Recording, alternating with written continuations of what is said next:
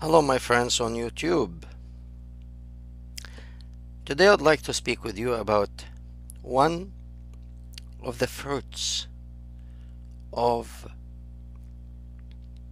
the struggle between Sunni Muslim and Shiite Muslim. Previously, I felt the many people asked me, and I felt there is a need to explain about the roots of the Sunni Muslim and the Shiite Muslims.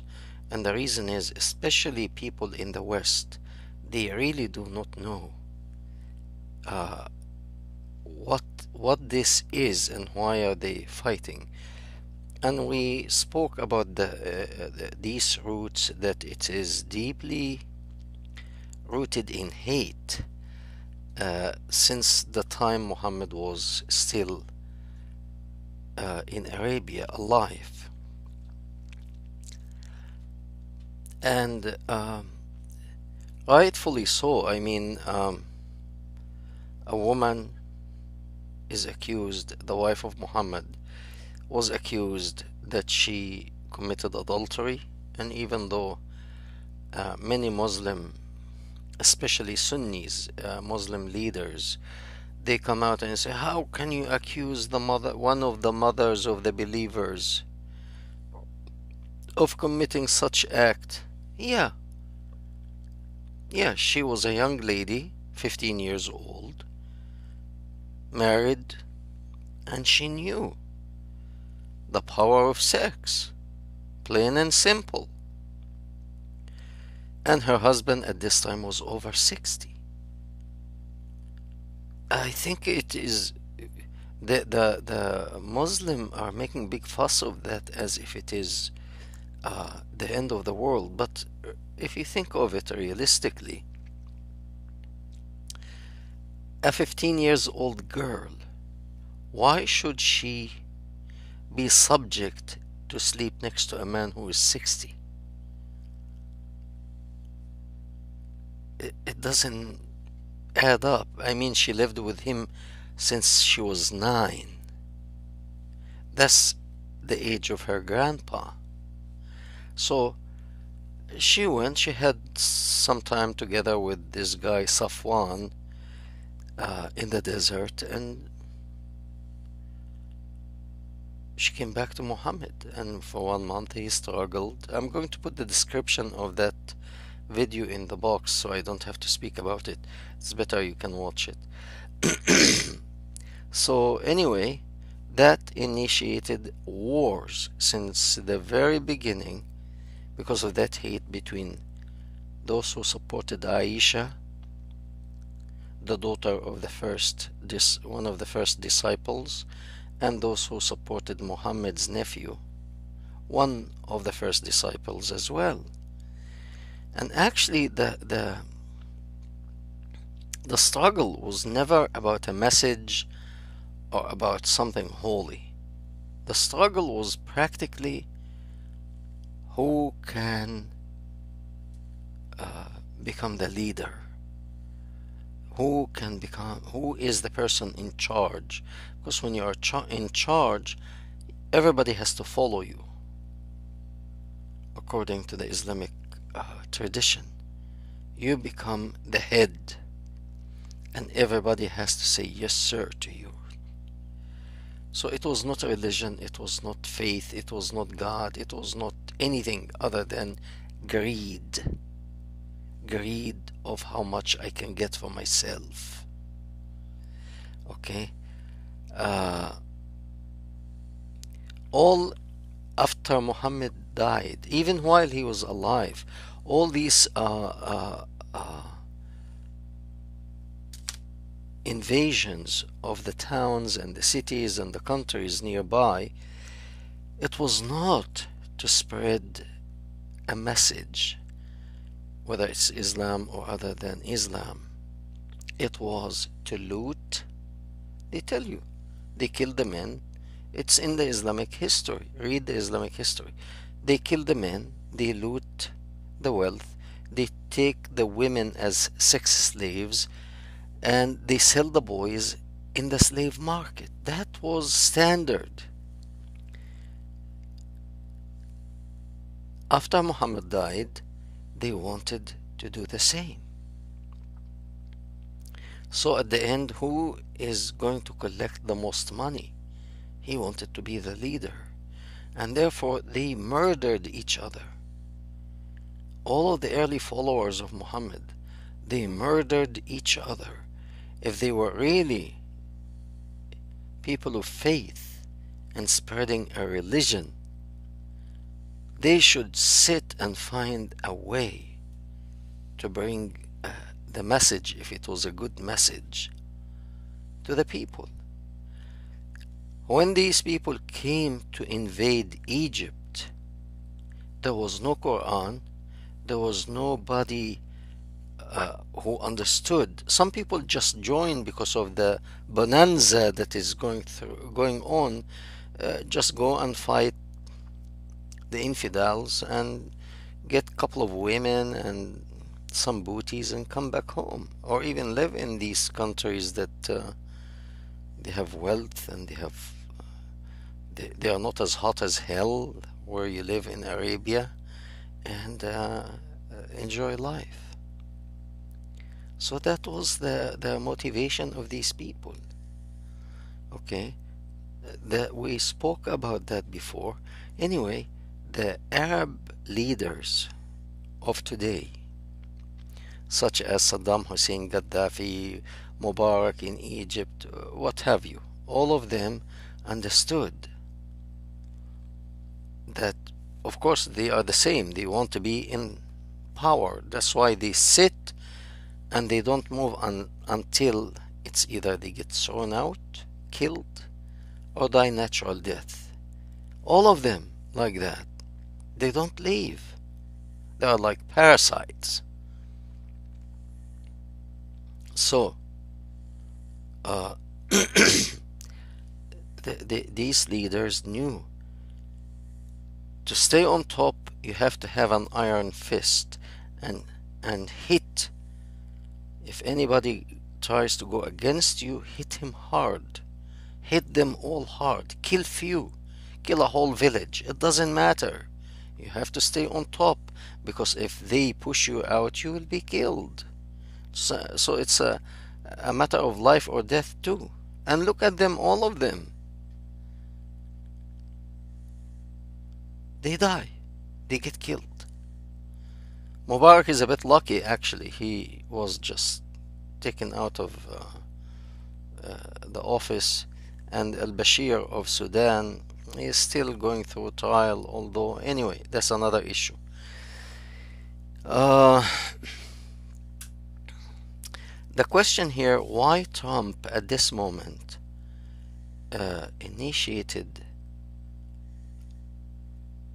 the order to get rid. I don't want to say kill, because killing is actually, when you are at war, you kill your enemy.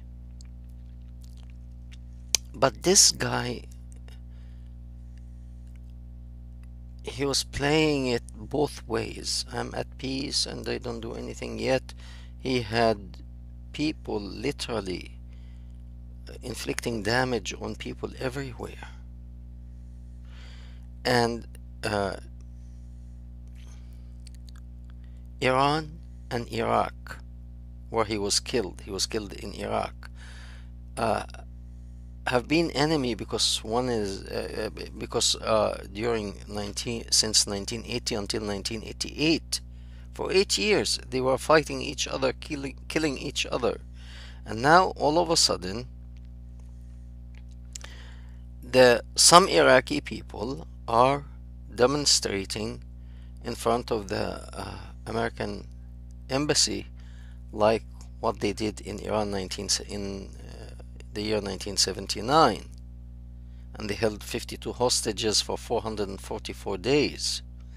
They were trying to do the same, but they miscalculated.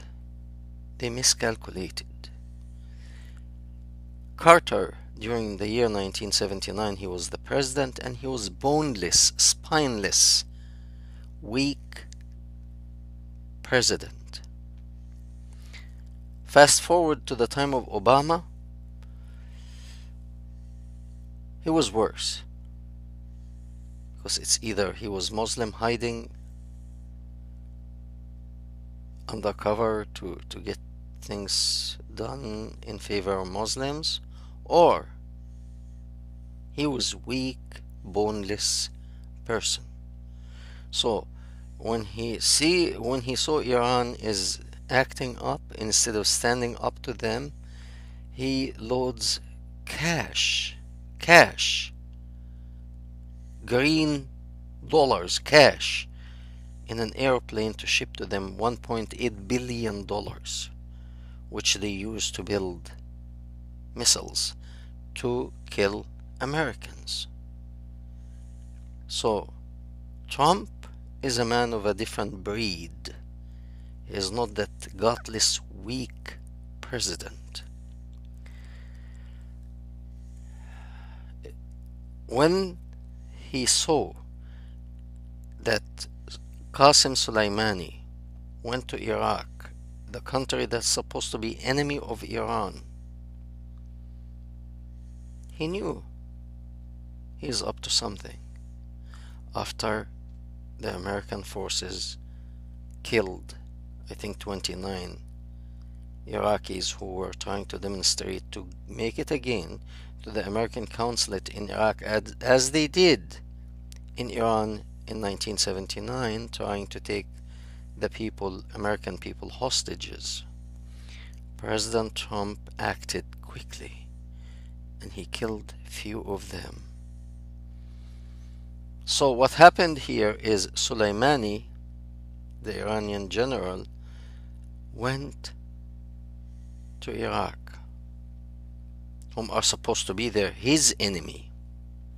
What was he there for?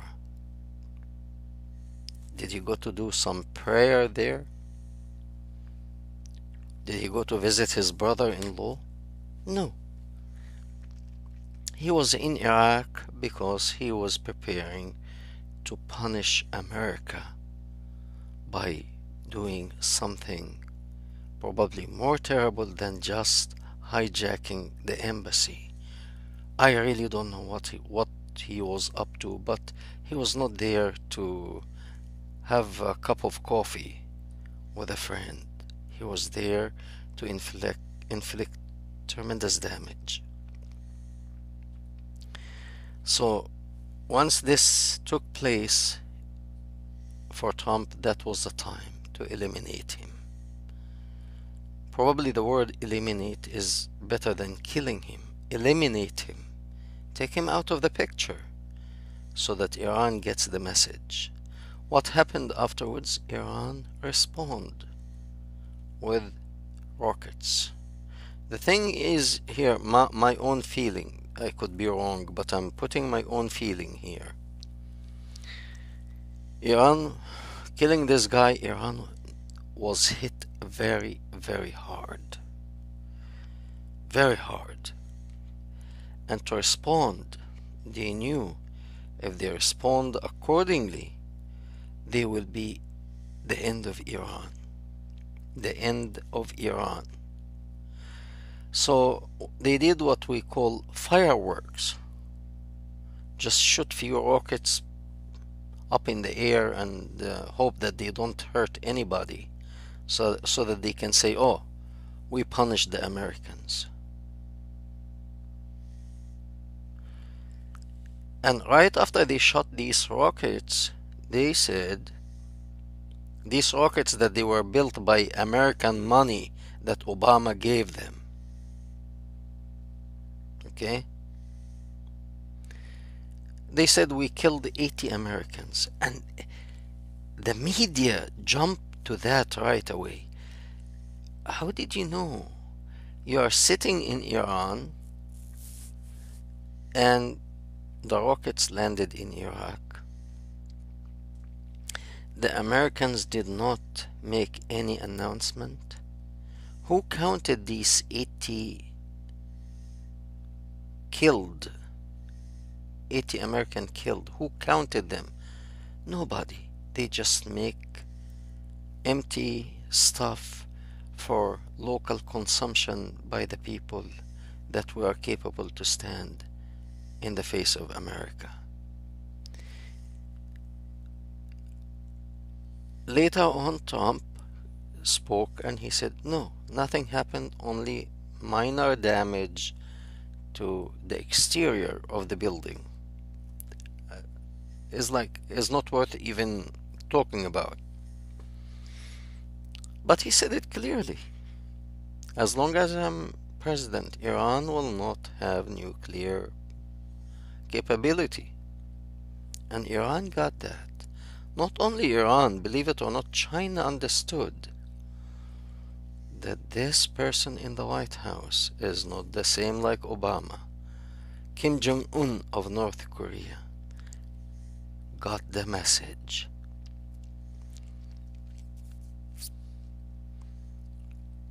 So, that was good response actually from President Trump. I really thank him for that. So he, once the chance came to eliminate Qasem Soleimani, he got rid of him, and with that, Iran is in terrible situation. And now there is no need to fight Iran with weapons and missiles, because why? Why do that for them? People want freedom. Fight for your freedom.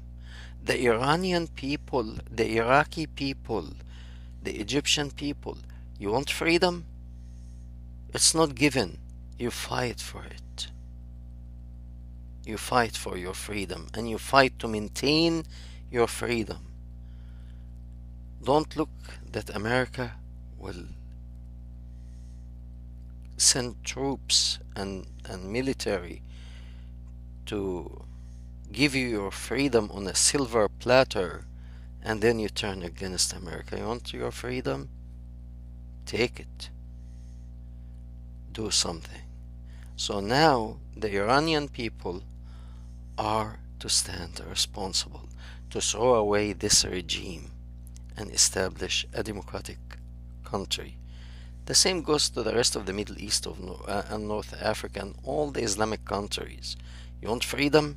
Get rid of this disease called Islam. Okay, so now we're 40 years after the incident that it took place in 1979 in Iran, in the American consulate, when the Iranian invaded, as usual, the Muslim invaded the American embassy, and they took 52 hostages. And President Trump said it very clearly that he had 52 targets. One for each American was taken hostage for 444 days. He's going to hit and hit hard. So these people understand one language: power. Give them, hit them hard, show them who is the alpha dog.